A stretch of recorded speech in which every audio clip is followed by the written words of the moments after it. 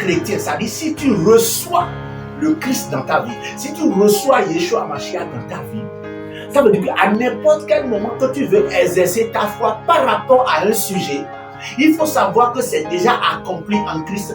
Donc c'est dans la connaissance de Christ que tu vas parvenir à obtenir ce à quoi tu es en train de croire. C'est ça la foi. Si nous prenons par exemple la Bible, le français courant, il nous dit, Hébreu chapitre 1 verset dit, mettre sa foi en Dieu, c'est être sûr. Ouais. Mettre sa foi en Dieu, c'est être sûr de ce que l'on espère. Qu'est-ce que tu espères? Tu dois d'abord avoir la certitude que ce que tu es en train d'espérer, ça va venir. En ce moment, tu vas commencer par développer la foi. Donc la certitude, si la certitude te manque, si tu n'es pas sûr de ce que tu veux obtenir, la foi n'a pas de sens. Et il va dire, c'est être convaincu de la réalité de ce que l'on ne voit pas. C'est-à-dire que tu n'as pas encore vu la chose, mais tu es convaincu, tu es sûr que cette chose-là, ça va arriver. Parce que j'ai l'évidence, j'ai la preuve, j'ai l'échantillon, j'ai quelque chose qui me montre qu'il y a la grande chose qui est là. Je donne un autre. Par exemple, quelqu'un qui dit, j'ai la foi que je veux devenir avocat, j'ai la foi que je veux devenir magistrat, j'ai la foi que je veux devenir juge.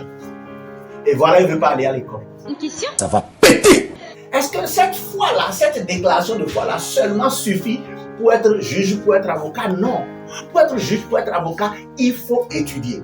Et pendant ton parcours d'études, il faut avoir l'amour à ce que tu es en train de faire. Il faut désirer ce que tu es en train de faire. Il faut imaginer ce que tu vas devenir par rapport à ce que tu es en train de faire. C'est ça l'évidence, c'est ce que tu es en train de faire qui est l'évidence.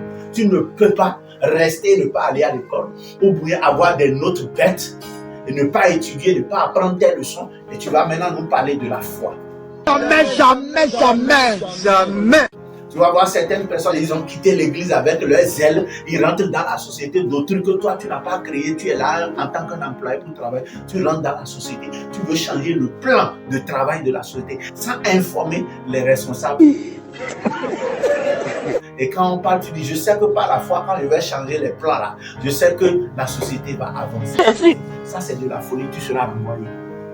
Avant de faire ça là, il faut avoir la preuve, il faut avoir l'évidence. Ok, les clients sont en train de venir, mais j'ai réalisé qu'il y a telle chose qui manque à la clientèle pour que nous puissions élargir notre champ d'action. Et tu proposes.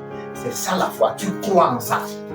Vous comprenez? Donc, je vais nous exhorter d'arrêter ces gens de vagabondage, ces gens de paroles en l'air qui n'ont pas de sens. Quand moi-même je n'avais pas compris, un jour, j'ai envie d'acheter une voiture et je me suis dit, il faut que j'exerce ma foi. Je suis allé là où on vend les véhicules. J'ai commencé par déposer ma main sur la voiture que j'ai envie de conduire et j'ai dit, par la foi, je déclare que je possède cette voiture, je possède cette voiture, je possède les pacarabababa, je possède ça. Alléluia. Mais quand je suis rentré à la maison, à un moment donné, la voiture n'est pas venue. À un moment donné, la voiture n'est pas venue.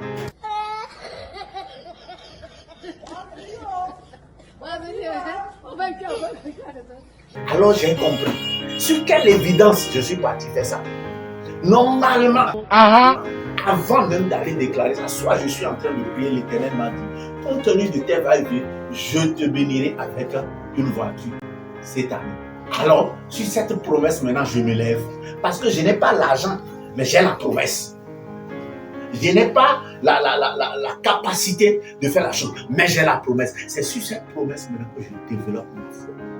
Et quand tu vas commencer par développer ta foi, ton intelligence va s'ouvrir de quoi faire pour trouver cet argent pour acheter la voiture. Parce que Dieu ne fait pas descendre la voiture du ciel, non. Il va te créer l'opportunité d'avoir cette voiture. Il va te faire rencontrer des gens qui vont te donner la voiture. Ou bien il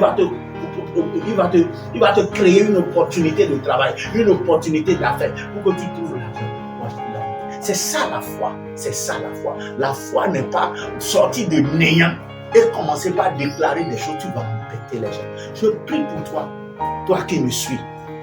Et si tu peux t'abonner et sonner sur la cloche, pour qu'à chaque fois quand nous amenons nos enseignements, tu puisses nous écouter et tu puisses les partager. Quand tu seras en train de les partager, ça veut dire que tu fais partie de notre groupe d'évangélisation. Nous, on apporte la parole sur les réseaux sociaux ou bien sur n'importe quelle plateforme. Mais toi, tu te charges maintenant, parce que tu es déjà abonné, tu te charges maintenant de les republier, tu te charges maintenant de les partager. En ce moment, tu es en train de faire l'œuvre de Dieu. J'aimerais prier pour quelqu'un ce matin qui a de l'évidence, mais qui n'a pas la foi. J'aimerais prier pour quelqu'un ce matin à qui Dieu a promis quelque chose, mais qui n'a pas la foi. Je déclare maintenant que le Seigneur active ta foi par rapport à cette promesse, par rapport à cette évidence, au nom puissant de Yeshua Mashiach. Amen.